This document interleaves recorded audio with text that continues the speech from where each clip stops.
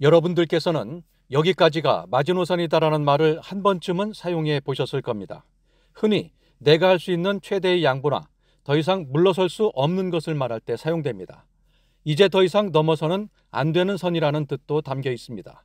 군에서도 최후의 방어선을 말할 때 쓰는데 어쩌면 잘못 알려진 표현일 수 있습니다.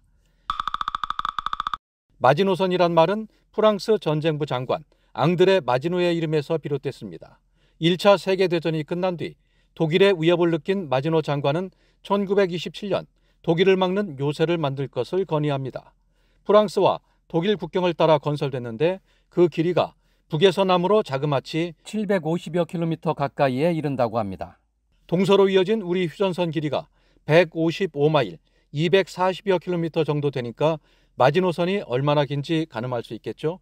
프랑스는 이 마지노선 대부분을 지하화했고 공중 폭격과 전차의 공격에도 견딜 수 있게 만들었다고 합니다. 500개 가까운 요새가 세워졌고 대공포와 장거리포 등 5,000개가 넘는 벙커포대가 마지노선을 따라 촘촘하게 배치됐습니다. 그야말로 난공불락의 요새였다고 합니다. 당시에도 천문학적인 액수인 수조 원의 예산이 투입됐고 건설 계획에서 완공까지 거의 10년 가까이 걸렸습니다. 하지만 독일의 침공을 막지 못했습니다. 독일군은 마지노선을 돌파하려는 척하다가 우회로를 뚫어 벨기에 후방과 프랑스로 진격했습니다. 그 우회로는 마지노선 북부 벨기에 접경 지역에 있는 아르덴 숲이었습니다. 프랑스는 살림이 빽빽한 이곳에 설마 하는 심정으로 마지노선을 만들지 않았다고 합니다. 그런데 독일군은 이곳으로 탱크 등 기갑부대를 동원해 비집고 들어왔습니다. 아르덴 숲 대공세에 허를 찔린 영국과 프랑스 연합군은 프랑스 북부 도버해협 부근 덩케르크로 쫓겨갔습니다. 1940년 2차 세계대전 당시 연합군의 철수작전을 다룬 유명한 영화죠. 덩케르크도 독일군의 아르덴 대공세에서 시작됐습니다. 이 작전으로 독일군은 프랑스의 별다른 저항 없이 단 6주 만에 프랑스를 점령했습니다.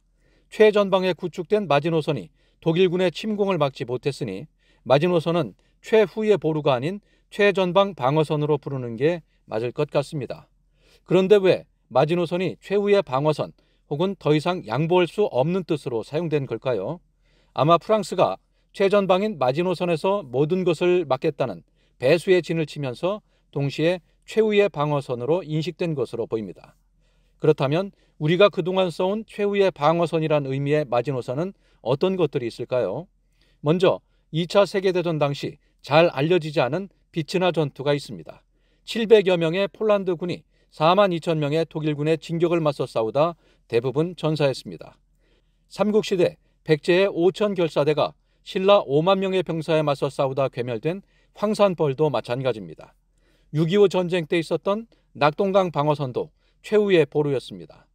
최후의 방어선이 뚫렸을 때 나라가 무너졌고 방어에 성공했을 땐 결국 나라를 유지할 수 있었습니다. 수많은 전쟁사에 이 같은 최후의 방어선이 숱하게 존재하지만 여기에서는 이스라엘의 마사다 항전을 예로 들겠습니다. 히브리어로 요새라는 뜻의 마사다는 이스라엘 사해서쪽에 있는 높이 400m, 폭 250m의 평지형 절벽입니다. 그 유명한 헤롯 왕이 만일의 경우에 대비해 만든 걸로 알려져 있습니다. 약 1,000명 가까운 유대인들은 로마군의 공격에 밀려 이곳까지 후퇴했습니다. 마사다는 그들에게 더 이상 물러설 곳 없는 최후의 보루, 우리가 흔히 말해온 진짜 마지노선이었습니다. 3년간 이곳을 공략하던 로마군은 더 이상 진척이 없자 마사다 옆에 마사다 높이만큼의 토담을 쌓는 공성전에 나섰습니다. 더 이상 버티기 어려웠던 유대인들은 로마군에게 수모를 겪기보다 죽음을 선택했고 이스라엘은 로마의 지배를 받게 됩니다. 오늘날 이스라엘은 신병 훈련을 이곳에서 끝마치며 마사다가 함락되게 하지 않는다는, 즉 이스라엘을 끝까지 지키겠다는 맹세의식을 한다고 전해집니다. 마사다 항전에서 보듯 최후의 보루가 무너지면 국가의 존재가 위태롭게 됩니다. 그래서 사람들은 프랑스가 독일에 함락되기 전에 무너졌던 마지노선을 최후의 보루 혹은 최후의 방어선이라고 부르는지도 모르겠습니다. 이러한 의미가 퍼져서 이제는 마지노선의 개념이 나를 방어하는 뜻으로 사용하는 것일 수도 있습니다. 프랑스의 마지노선은 그 무지막지했던 시설과 달리 습기와 오수 문제 등으로 100% 활용되지 못했다고 합니다.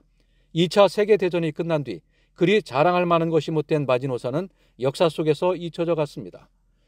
역사적 현장이었던 마지노선의 벙커는 와인 저장고나 버섯 농장 혹은 관광 자원 등으로 쓰이기도 했다고 합니다. 당시 마지노 장관의 뜻대로 독일의 공격을 막고 프랑스를 지켰더라면 마지노선은 아마 지금과 같은 뜻으로 쓰이지는 않았을 거라는 추측을 해봅니다.